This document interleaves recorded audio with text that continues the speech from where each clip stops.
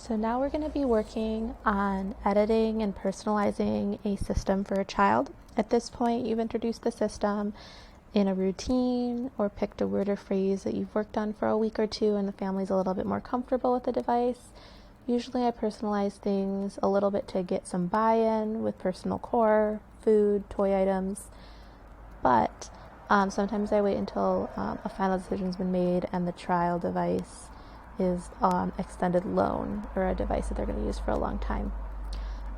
If you're ready to edit, you usually start with foods or toys in our age group. So for example, you're going to click on the word eat. There's multiple ways to get to this in TouchChat, but the easiest is to click on the home page. Eat is on the third row down, the third across. And when you click on eat, it did say in a Spanish-speaking voice, so it sounded a little bit different. The first thing that pops up is going to be snack foods. And I've edited this before, so for this specific student, pizza was a snack food that they ate all the time, not a meal. And so in this case, I usually, since this is the default, I usually put in their favorite food items. And usually they're the most high frequency food items. If you're programming this for a child in school, I sometimes would even put some of their main snacks that this school has. Goldfish is one of them typically. But you'll see on the top row, if you click on any of the top row things, the options change. For example, if you want to be targeting breakfast foods, if you click on breakfast, the screen will change to breakfast foods. Meals are other meals outside of breakfast, like lunch and dinner. Fruits and vegetables are fruits and vegetables. So snacks, you'll see, are the ones that pop up automatically when you click eat. And so for whatever your child likes to do, I would edit within those three things. You want to make sure you're on the screen you want to edit. And let's say your student's favorite food item is string cheese, and you want that to be an option. I usually go through, you want to either add it to a blank button. So under eat, there's a blank white space. You can add it there. Sometimes I add it to a space that, the child never really eats that food or likes that food. Usually that's going to be nuts or sometimes peanut butter, just because, I don't know, usually I eat a sandwich. I don't just eat peanut butter by itself.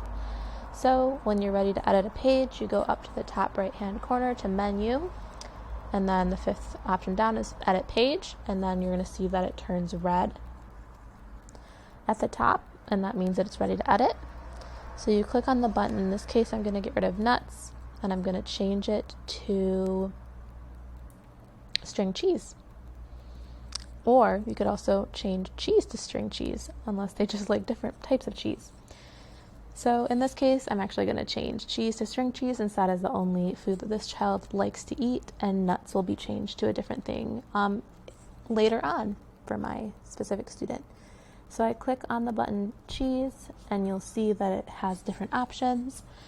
I usually do not remove a button from a page. If anything, I'll edit it if it's something that a child never wants to use or never will use.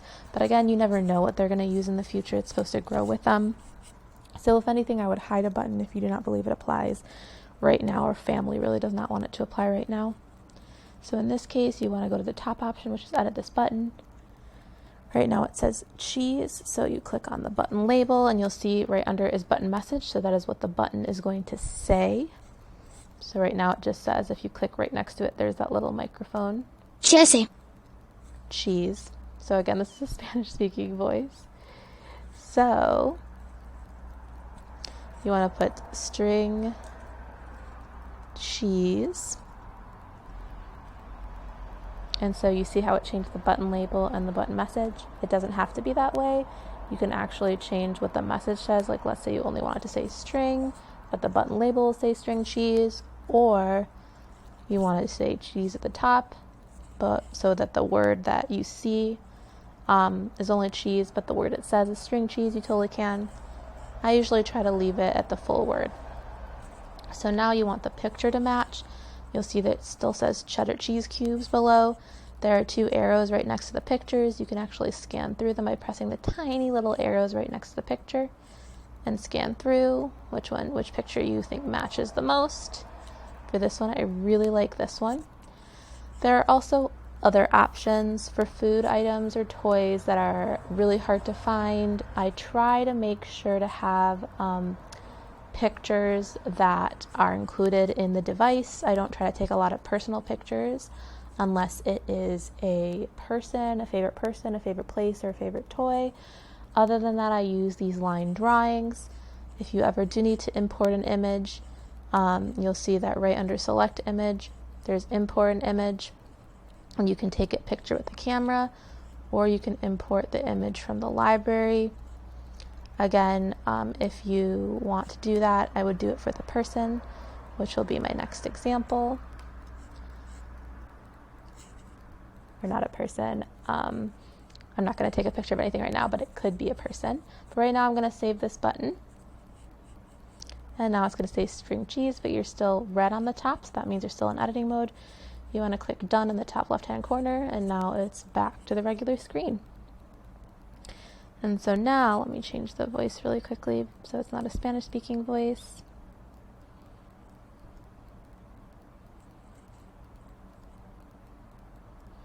So now when you click string cheese, it'll say string cheese. And that is the end of editing. If you want to import an image, you can go, let's say it is a favorite person and you have a picture you want to find on Facebook. You can totally save the picture. So let's say you want to put a person in. So let's go to people. And you want to make sure to add it in a place that makes sense categorically. So I usually put people or family members in people.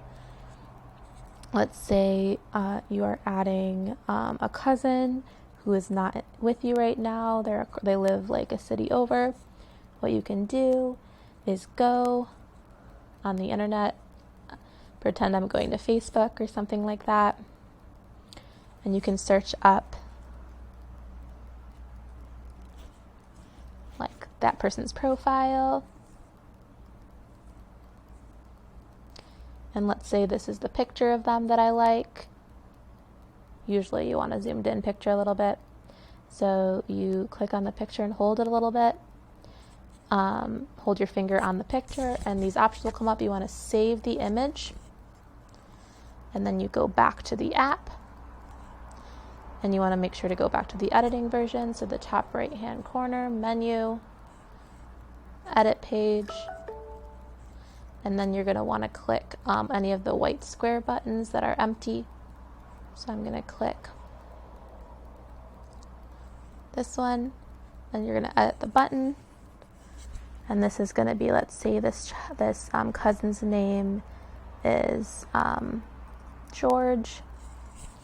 Then instead of going to select an image, you'll see there's no image available for someone named George. You go to import an image. And this one's going to be in your image library. If the person's there, you can take a picture. You click on that image. And you can zoom in, zoom out. I usually try to zoom in since the picture's super tiny. Use that picture. Done. You save it. And now George is there.